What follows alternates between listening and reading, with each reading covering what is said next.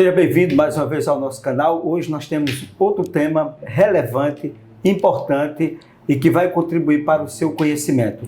Hoje nós estamos aqui com o professor Mateus Salles, formado em Teologia, acadêmico de História, especialista em História, Cultura, Memória e Patrimônio Judeu.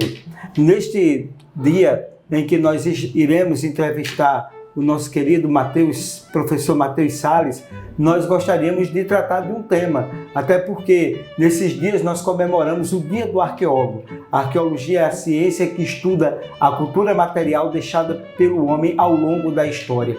E um dos temas mais importantes da arqueologia, a arqueologia a gente pode dividir em arqueologia pré-histórica, arqueologia histórica. Mas nós temos temas importantes da arqueologia, como a arqueologia bíblica. Professor Mateus, hoje nós iremos falar sobre as novas descobertas da arqueologia bíblica nas terras de Israel. E eu gostaria de perguntar, em primeiro lugar, ao professor Mateus, qual é a sua sensação, qual é a sua motivação de estudar, de conhecer a história, a memória, a arqueologia, a cultura e o patrimônio do povo judeu. Olá, professor. Olá, pessoal. Bom dia, boa tarde, boa noite. Professor, para começar a minha motivação, por que eu quero focar nessa parte judaica, bíblica? Porque a gente pensa muito em Grécia, em Roma, Egito, mas são coisas tão distantes da gente que a gente não sente afeto por elas. Mas quando pensa em Israel, Jerusalém, Haifa, Netânia, não somente história da Bíblia, mas também nossa própria história. Então a gente se encontra nesse estudo. Eu acho que tem muito futuro para isso ainda, tem muita coisa para ser descoberta, tanto da época bíblica de Jesus, como também anterior, de Davi, de Salomão, tudo isso. Então acho que tem muita coisa para descobrir ainda. Certo. Mateus, e a importância da arqueologia na terra de Israel? Quais são os pontos que você poderia elencar, que você entende como importante para estudar a história e a arqueologia da terra de Israel? Professor, eu acho que os pontos mais importantes e mais relevantes para a gente entender essa parte bíblica judaica lá em Israel é porque são várias eras que estão abertas para a gente estudar, né? Tem pré-história, tem a parte já do rei Davi, um pouco antes, na parte dos cananeus, né? Então, tem muita coisa para a gente descobrir e acho que Israel é o local na Terra que tem mais chances e mais sítios, né, por se descobrir. Você caminha em Israel, cai numa casa, descobre uma casa que estava lá há 2000 anos atrás. Então, acho que esses são os pontos mais importantes da pesquisa em Israel. Sempre tem coisa nova. Os achados mais importantes nos últimos anos da história de Israel, quais os que você poderia destacar? São muitos, como você disse, lá é um sítio arqueológico a céu aberto, né? Sim. É um museu em céu aberto, nós podemos dizer, né? Aquela região, não só de Israel, mas também o Oriente Médio, né? Ele é um sítio arqueológico. Mas especificamente, que é o tema que você é especialista, né? Quais os achados mais importantes, né? Que você destacaria, né, que são encontrados, ou que foram encontrados lá em Israel recentemente? Professor, eu acho que os mais importantes, eles versam sobre a história do povo judeu enquanto povo e também da sua cultura. Durante muitos anos não se sabia se a Bíblia ela foi escrita na Babilônia por Esdras ou se já tinha algo mais antigo feito por Moisés ou por Josué. Só que essa dúvida foi sanada com o achado que foi achado aqui no Ketef Hinnom, que eu trouxe a imagem para a gente ver, que é um local lá em Israel que foi achado isso aqui. Se trata de 2 amuletos de prata, que foi achado por um homem chamado Gavriel, que é um arqueólogo israelense, que ele achou esses 2 amuletos, que cada um tem em média 6 centímetros ou 12 centímetros, e estava fechado em prata. Demorou 2 anos para que ele abrisse, para não desfazer do material. Então, quando abriu, foi achado isso aqui. É um trecho da Bíblia, é um versículo da Bíblia que trata justamente do Bicat HaKohanim, que é a bênção dos sacerdotes, a bênção sacerdotal escrito em paleo-hebraico. Então, já prova que o povo judeu tinha, sim, a Bíblia antes do exílio babilônico, né? Então, aqui está um trecho dessa bênção, fala o seguinte: que Deus te abençoe e te guarde. Que Deus faça resplandecer seu semblante sobre ti e seja gracioso contigo. Que Deus volte seu semblante sobre ti e te conceda paz. Amém. Então, é um trecho que prova que sim, que o povo judeu já tinha a Bíblia escrita antes de Esdras, né? Pode passar? Aí eu trouxe mais alguns objetos. Isso aqui é a carta de Aviniano, que também prova que o povo judeu já tinha escrita, que tinha conhecimento da Bíblia antes mesmo do exílio. Ela data de 630 antes da Era Comum, ou seja, faz muito, muito tempo, cerca de 2.600 anos atrás. Aqui também nós temos a Estela de Dan, que também se tinha uma dúvida se o rei Davi ele existia ou não, se era ficcional ou era de fato histórico. Então, a gente prova com essa estela. Essa estela, ela não é judaica, ela não é israelita, ela foi feita por um povo lá que era rival de Israel, que eles comemoram uma vitória sobre os judeus, que fala que nós vencemos Beit Davi, nós vencemos a casa do rei Davi. Então, comprova que sim, houve um rei Davi, e hoje a gente não pensa mais se houve ou não um rei Davi, porque houve, mas se foi tão grande quanto a gente pensa que foi, ou foi um rei regional menor. Mas que ele existe já foi comprovado. Então aqui prova isso, né? Pode passar, por favor? Aí aqui eu trouxe mais um selo do sumo sacerdote, do Cohen Agadol, chamado Ilquiahu ben Adayahu, né? Que é do século VII a.C., que também está em paleohebraico, que também representa, prova que, sim, os judeus tinham escrito nessa época e também já tinham suas caixas já bem definidas. Então aqui é um selo do 7º século antes da Era Comum, né? Aqui eu trouxe uma esfinge que foi achada em Serabit el-Kadim, que é o seguinte: a gente não tem certeza se os judeus foram sempre monoteístas ou não. Tudo indica que não, que teve muita influência dos povos lá da região, incluindo... Como os médios persas, que ajudaram até a retomar, né, a questão do monoteísmo, né, o hedonismo preponderante, mas que os médios e persas ajudaram eles até a recuperarem uma concepção mais monoteísta. Justamente. Nessa época, os judeus tinham muita influência com o Egito. Então aqui é uma esfinge que, de um lado, traz em egípcio antigo para a deusa Hathor, escrito em paleo-egípcio. Do outro lado está escrito para a deusa. Então, escrito em paleo-hebraico, mostrando que era cultuado não só no Egito, como também foi cultuado na terra de Canaã pelos judeus, né, da época. Então, pode passar? Aqui eu trouxe uma moeda famosíssima, que é a moeda Judeia Capita, que ela foi feita na época das guerras romano-judaicas, quando Roma destruiu a Judéia no ano 70, quando Sim. Tito arrasou Jerusalém. Então, essa moeda, ela representa isso, né?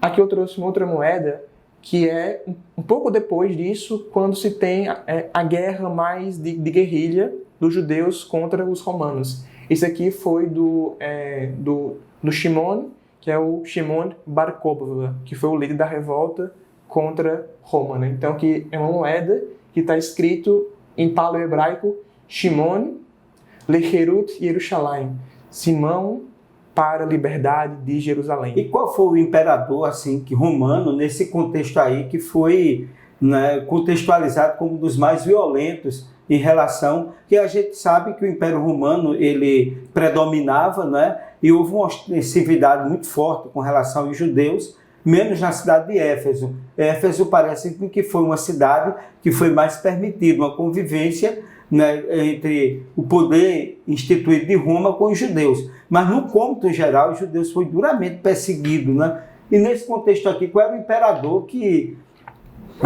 vamos dizer assim, que predominou nesse período e que fez uma ostensividade com relação e que gerou essa, vamos dizer, essa luta, né, contra o Império Romano? Bom, na história sempre houve péssimos, né, imperadores. Tivemos Calígula, que foi um monstro, tivemos Nero, que também foi um outro monstro, Tibério também foi muito cruel, né? Adriano, mas de todos, nenhum superou em maldade contra Israel Adriano. Adriano arrasou Israel várias vezes, proibiu o culto, né, no templo, e também ele foi o César que mandou matar o Rabino Akiva, que foi, sem dúvida, o maior rabino da história, que foi morto a mando de Adriano. Ele morreu em Cesareia Marítima, que foi fundada poucos anos antes, E ele foi morto, segundo a história, segundo a lenda, com 120 anos completos. No mesmo dia que ele nasceu, ele veio a morrer pelas mãos de Adriano. E foi, com certeza, o mais cruel dos Césares na Judéia. Certo? Então, essa moeda aqui traz essa representatividade simbólica de luta e libertação. Essa moeda aqui especificamente. Isso. Essa moeda ela foi feita porque, assim, quando o povo judeu saiu do Egito, foi dado para eles vários mandamentos. O primeiro mandamento foi criar um novo calendário, para que eles tivessem novos ares, novas visões de mundo. Então, quando se estoura essa guerra, se faz uma moeda com um novo calendário.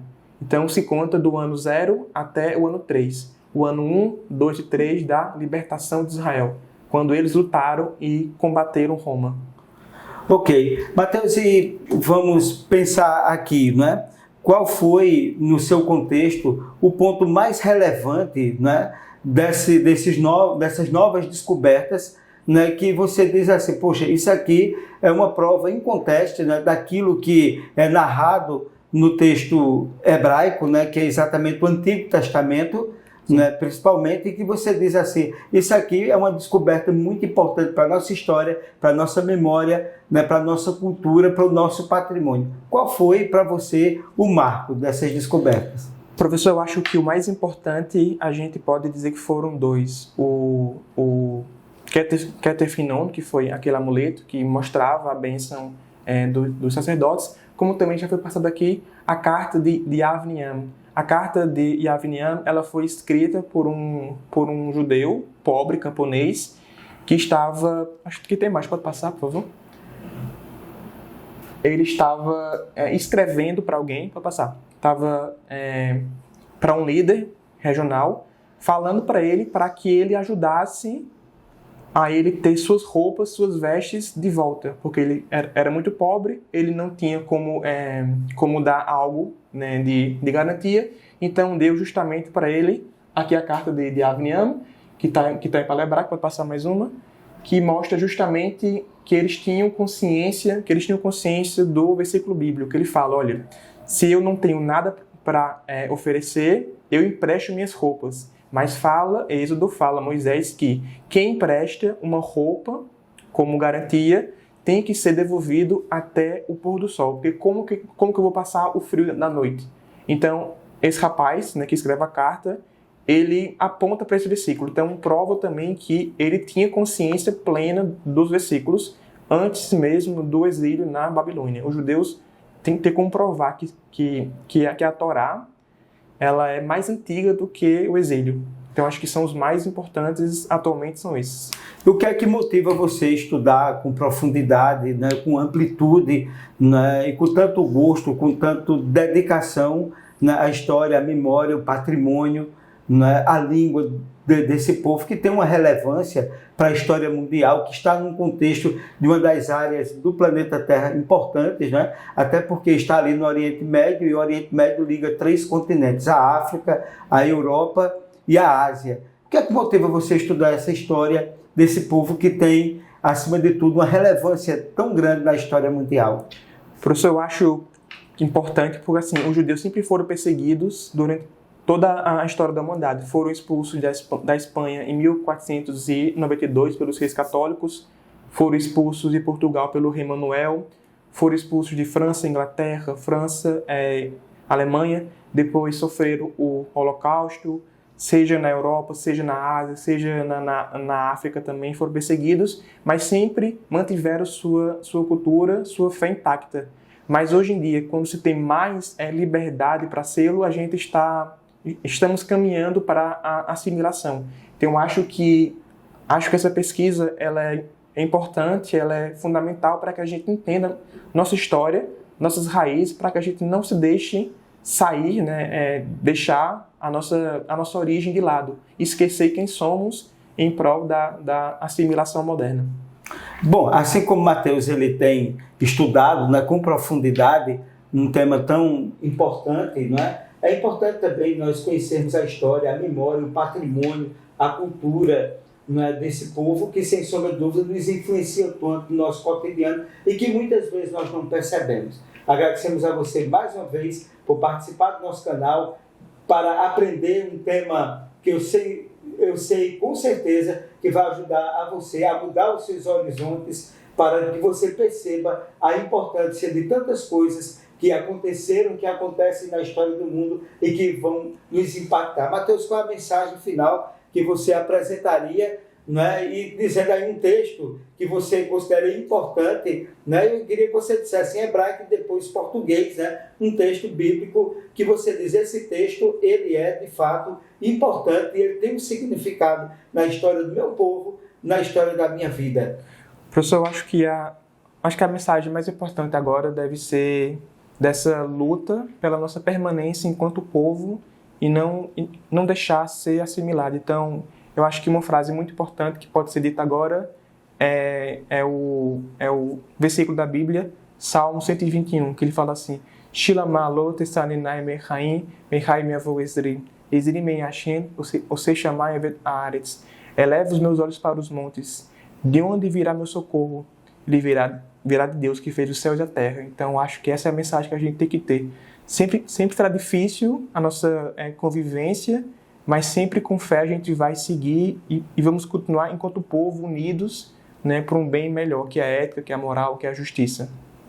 E a você, muito obrigado por nos acompanhar mais uma vez. E na próxima semana, outro tema que eu tenho certeza que vai impactar a sua vida. Muito obrigado, professor Mateus. Forte abraço. Valeu, professor, e até obrigado. a próxima oportunidade. Eu que agradeço. Valeu.